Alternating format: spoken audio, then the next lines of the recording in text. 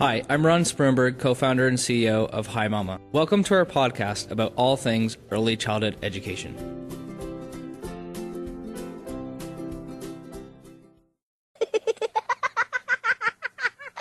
This week, we're on episode 38 of the Preschool podcast. We discuss the importance of being inquisitive in a classroom with William Parnell, Department Chair of Curriculum and Instruction, and a pedagogical liaison to the Helen Gordon Child Development Center at Portland State University. In our conversation, we talk about rethinking the traditional approach to early childhood education that emphasizes quantitative assessments through testing for results. Instead, William describes what rethinking research would look like, where teachers become participants that work alongside children and their families to learn more about early childhood development rather than studying them objectively. If you're a teacher looking for inspiration on how to rethink the way you teach and incorporate a more qualitative approach to your teaching, then stay tuned for this episode of the Preschool Podcast. Will, welcome to the Preschool Podcast. Great to have you on the show. Thanks. I'm very happy to be here. So as a starting point, perhaps you can just tell us a bit about what you do at Portland State University. Well, that's been a changing dynamic for me. My first, let's see. Before I actually was officially hired, I was substitute teaching in the lab school, the Helen Gordon Child Development Center, and I was also doing 1,000 other things, working in before and after school, teaching kindergarten, and I had come from the lab school at the University of Oregon and had taught there for a number of years as a preschool teacher. So when I got to PSU, full time, I was co-directing the Helen Gordon Child Development Center, and part of my role was to extensively hire and do ongoing professional learning with student employees. So I had about 60 to 80 student employees working in the lab school part-time, and they would rotate in and out of at the time we had about 7 classrooms, and then we grew that program, the lab school, to 12. We expanded a historic building that was actually on the landmark registry for being historic building that PSU owned, and we renovated the original building, and we added new classrooms so we could have infants, toddlers, preschool, and kindergarten all in one location at PSU, and then that's when I started to grow this the kind of need and dynamic in our graduate school of education with a master's degree with the professors who were at the time. We had 2 professors who were here, and so we were growing this master's, connecting it to the lab and making this sort of synergy through our own growth at Helen Gordon Center. And I was bringing in the Reggio approach, the ideas, the concepts from what I was learning about both internationally in Reggio Emilia and also through lots of other work with schools across the United States.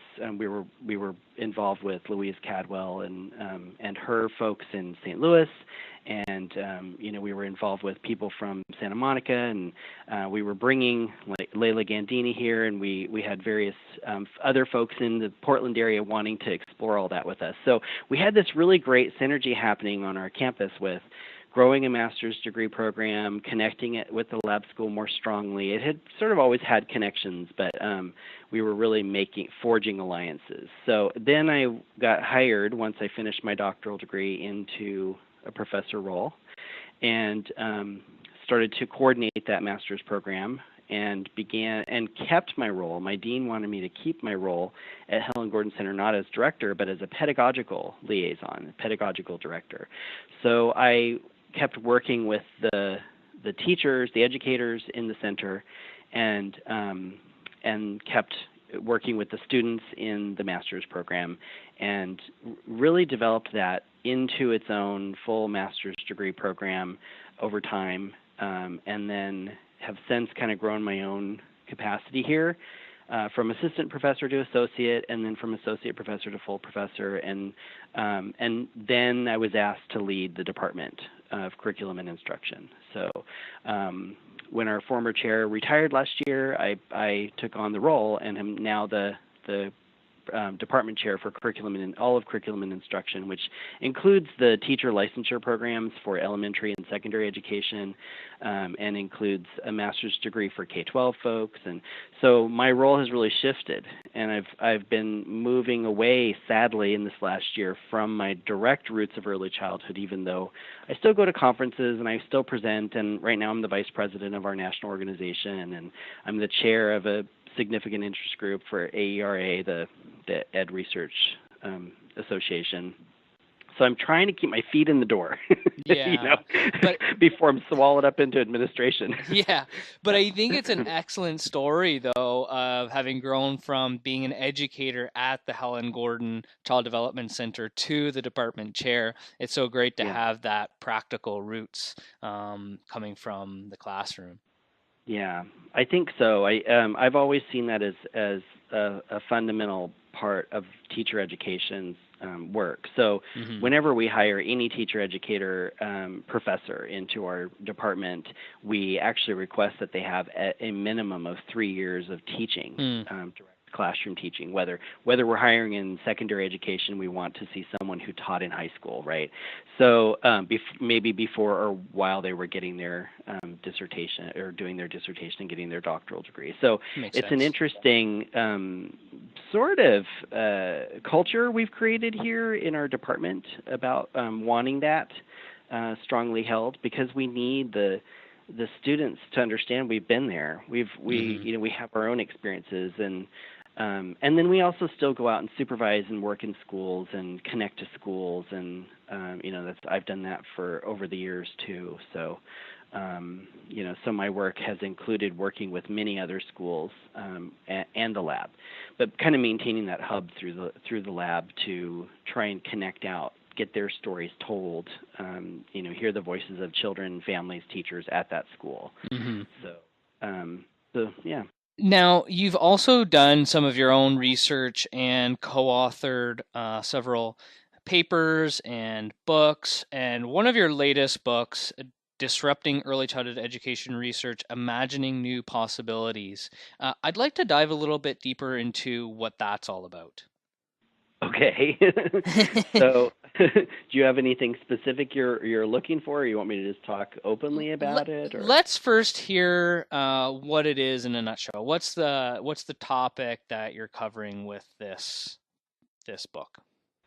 Well, so I have spent quite a long time, researching and writing through my career. That's part of the tenure line process that we have here at PSU, is that we write and we research and publish in peer-reviewed journals, and then over time you develop and establish your voice and write books and all that. So, this book, Disrupting Early Childhood Education Research, came about for my good friend and colleague Jean Marie Iorio and me, because we were really fascinated. We were going to the conference is AERA, the American Educational Research Association, and it's the largest research association for educators, and so it's this huge conference annually, and so it's hard to get to present there. It's hard to get in. A lot of peer review happens, and there's few papers in comparison to what you submit or what's submitted by everyone. So we started getting accepted, and we created this troupe of people who were writing on research methodology, because what we found is that in early childhood we were seeing the federal and state monies coming down that actually supported very similar kinds of quantitative statistical analysis, trajectory kind of information, sort of like longitudinal databases, like how often is the child in the classroom, and can we track that over time and see how successful they are if they're there more often, or these kinds of interesting sort of quantitative pieces of data. And we sort of wanted to reconceptualize that and trouble that and say, actually in early childhood, we are all about the story, the story of the voice, the perspective, the experience. And for young children, it's for us. While that tracking information could be important for policies, policy wonk and that kind of thing, for us, we feel like there's this other component that was sort of happening all along, but was missing in sort of, I guess, maybe in the mainstream. It's not like we're trying to push what we do to be mainstream. We're actually trying to create cracks and fissures in the mainstream so that people trouble what it is that what they're trying to do, so that people think more strategically about, like, what do we really need as human beings on a planet, living with a planet, living with, like, what is it we're really doing, right? So for us, that disrupting early childhood research became this real interest. We wanted to know, what were researchers doing across the world? And we received probably 48 proposals for chapters within 2 weeks. Some people handed us chapters the day after we asked. We felt like this was actually a very important perspective and voice to bring forward. Was the ed researcher or teacher researcher that person who's working in the field with children, with families, with teachers, and working alongside of them, so they're not working over them, looking at them as the researched. Does that make sense? Yeah. Rather than that, they're actually walking side by side with them, saying, what are your experiences? What's happening for you? Can we actually collect that, bring it back to you, see if what we're saying actually accurately represents what it is you wanted us to say, and then bringing that forward. So that's the kind of research practice we looked at in this book and we brought forward. And the nice thing is that it's sort of has this great qualitative nature to every chapter, and every single chapter is different in this first volume. We have a second volume that's coming out called Rethinking Research in Early Childhood Education. So we went from rethinking readiness as an issue to disrupting research to now rethinking research. So it's an interesting trajectory for us. And why do you think that we've struggled to move away from these more quantitative assessments, things like traditional assessments and testing and teaching methods, and you're sort of advocating for this more qualitative research, but why do you think we're struggling to get there?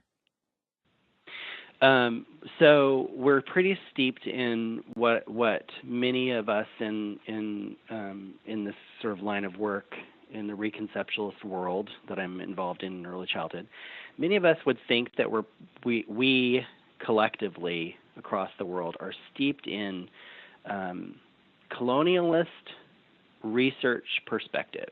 Like, the only thing that counts is when you can actually get to a number.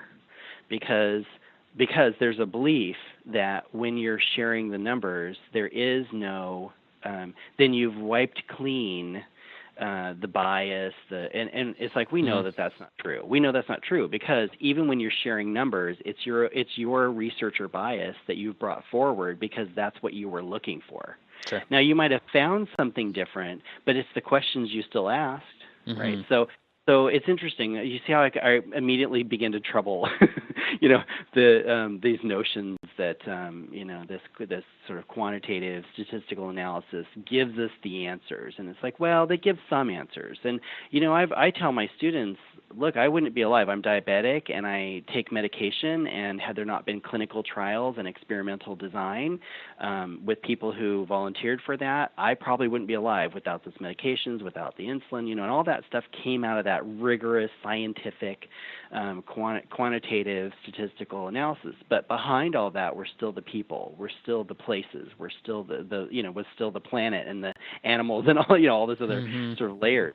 And so for us, we're saying that quantitative, it's not that it's the evil, right? It's not that. It's one way of thinking about this, and that there's another way to think about this. And actually then it's pluralistic, because it's like through that qualitative way, there are many, many ways, right? So, I mean, quantitative, you could say the same thing. It's just that for me, the qualitative nature of research and the story making, the narration of people's lives, the ethnography kind of work, the autoethnography work that people do, there are details about that researchers have had to sort of respond to and sort of answer to, about ethics, about processes, about all that. But at the same time, it still brings forward really good, rich data, in this qualitative way. And what we're saying is there's lots of ways to do that. It's not just always go in and observe and take field notes, and be this researcher with the white cloak on, with your goggles and your magnifying glass looking in on. But it's like you can be a participant. You can do you can engage in these other ways. So anyway. Just to contextualize this a little bit more for our listeners, do you know of any specific examples of interesting qualitative research in early childhood education? My book. No, I mean, not to be completely narcissistic, but so do I know of really good examples? So I think about someone like, let's say, Peter Moss's work. I mean, if I were not to look at my own work here that we put forward, which includes, this work that Jean and I have created, we're editing. So we've included lots and lots of other people from around the world. But there are many people who come before us. There's the work of, Peter Moss and Gunilla Dahlberg and those folks, and then there's the work that Bill Ayers has produced in the world that's about the good preschool a good preschool teacher. There's a great book called A Good Preschool Teacher, and his work was about interviewing and finding out what does it mean to be good or bad, and so it's interesting. There's lots and lots of examples of it. I think that people tend to think about we go and we watch. Maybe a good metaphor for this is we go and we watch movies, right? And you can watch a movie that's completely fictional, that's completely just for fun, or for pleasure or whatever. And sometimes you find in that movie something that really it makes you cry, or it makes you laugh so hard that you remember it all night for the next 3 days, and you're talking to everyone about it, right? And it's like, why does that come up for you? Why does that happen for you? And I think that for me, that's been a really big question. It happens because somehow we were touched between our head and our heart. So we made some connection, head and heart connection, and maybe that's just a simplistic way of saying our whole physical being, who we were, spiritually, physically, all these things, was touched in this way that made us kind of rethink or reconstitute our own thinking in maybe different ways, where we say, wow, maybe I'm going to live life just a little bit different here. I think Tuesdays with Maury, might be a book example it's great. You go in and you interview someone who's in a hospital, and and you spend lots of time with them. I just think there are lots of great examples. In early childhood, we have many books and books with chapters in them. My friend Betsy Quintero writes on storying childhood. That was one of her more recent books. I've got a couple of chapters about loving tulips across 3 years with infants, toddlers, and preschoolers and their families in a school experience. And I wrote those chapters in her storying book. So, so I think there are lots and lots of people who are actually in early childhood using qualitative research and bringing forward those stories and examples. I know there are a ton of people that I'm not mentioning. Beth Swadener and Mimi Block are really good examples of folks who have sort of brought to the foreground some of these qualitative, research ideas in their work. And I know that folks in Australia. Nicola Yelland has done a ton of editing and has a whole book series that's that's a series of books on reimagining, like the images that we hold, so the images of early childhood education. So a lot of that's the qualitative work that we do. So I Cool. hope that kind of answers as directly as I can. So yeah. I'm looking at my bookshelf and I'm thinking, oh my gosh, I forgot to mention Vivian Paley. If you've ever read any of her books, starting with one of her first books, White Teacher, where she talks about being a Jewish teacher in the time of desegregation and what it meant for her to work along a whole year with children coming into her classrooms. Maybe even for the first time. And so then she's written a series of books where it's a year-long, in her classroom, a question she asks. One of my favorites is, you can't say you can't play. So she asks her preschoolers, what would happen if I put the rule up, you can't say you can't play, so that children have to actually integrate into play together. And then she interviews the parents and brings their data back to the kindergartners. She interviews the kindergartners themselves, talks to them about it. She interviews the first graders. She interviews second graders, the third. She keeps bringing this data back to the children to keep asking, what would happen if we created this rule, right? Rather than just putting a rule in the room, she actually has them study the idea behind the rule. So this is the kind of qualitative stuff that I think is just brings about morsels of greatness. Yeah, it's really great content. I hope people are writing these book titles and authors down, because I think it sounds like it's really great stuff to read, and there's only so much great stuff out there. So I would encourage people to do that. Truly. So now, what do you hope that ECEs themselves can take away from your work on qualitative research? That the practice that so I'm a believer that teachers in their practice, in their best places of their practice, utilize techniques of action research, so that they see themselves as teacher researchers, and then they figure out what that means to them. Are they a participant researcher? Do they work alongside of children in the research? What kinds of questions do they ask?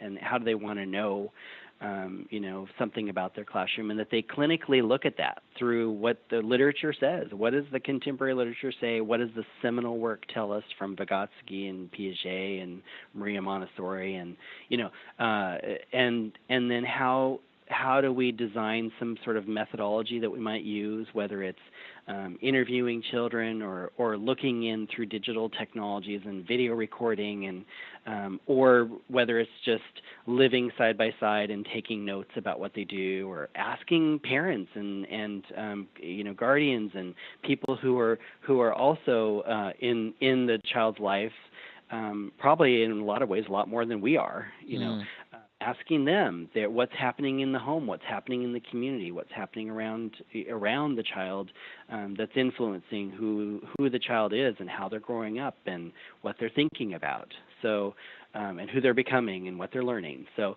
I think that for early childhood educators, I think it's really important that they see themselves as an inquirer. How do they, what do they want to know about what's happening with children? Because I think sometimes we get swallowed up on our daily lives, and then we work in programs that might say to us, you have a canned curriculum that you have to use, or you have a canned assessment that you have to use, and then it's like, well, does the assessment ever allow for my own generative thinking? Does it allow me to actually think holistically about the child in any way, shape, or form? I mean, so those are the kinds of questions I think teachers are asking. Yeah. And, I think for them to bring those stories out, bring those narratives out, bring that data forward is really important, and share it. And make it visible. I think that's a great message. I mean, the more that teachers and educators can use their education, their skills, and their expertise to do their own thinking and inquiring and research in their classroom environment, I think is a really great message for them. Yeah. If people want to go to find out more about your work, where should they go, Will? I think one of the things that I found about myself. I've tried to keep up to date with the Google Scholar. So I've tried to do some, try to pull all my work together through Google Scholar. The thing is that even with that, if you're not directly related to a university or you don't have like a city library card or something like that where you can access my work, I've created some accessible pieces, and then some are sort of locked away in those journals where the journal really needs you to go through their journal to get it. But at PSU we have this system for our library where they've created reference works, and what they do with those is they create a page for me and they pull together my papers so that people can actually see and directly download and read a lot of my work. Not everything is there, but there are sites. There are a few sites. One is if people go to the Portland State University website and then search for me, they'll find several ways they'll find me. They'll find my own website that I have that also lists some of my research and scholarly work so that they can go out to the web and find it, or they can link over to our library services where they don't have to be a member and they can download some of those things right from there. So that's probably a good way. Another way is to if you go to NAEYC, if someone goes to the National Association for the Education of Young Children's Conference, I'm usually there, and come find me. Cool. Awesome. I go to lots of different conferences, and just look for my name and see if I'm there. I hope to be very approachable. I hope to be someone that people they see a smiling face. Yeah. So yeah. So. Excellent. Well, this has been a really interesting conversation, Will. I think you give a great takeaway for educators about being inquisitive researchers themselves. I think the whole idea of using qualitative research to inform what we're doing in the classroom is super important to early childhood education. So thanks for coming on the show today. Yeah, thank you for having me. This has been a great pleasure to talk about it. What's your name? Michaela. Michaela, how are you? Hi. You having fun playing? Yes. It's a nice day, isn't it? Yes. Yes. What's your favorite thing to play out here? Playing monsters. You like to play monsters? Do you like the swings? Okay. What else you like to do? Play my Dora bike. Oh, with your Dora bike? Oh, okay. Do you ride fast?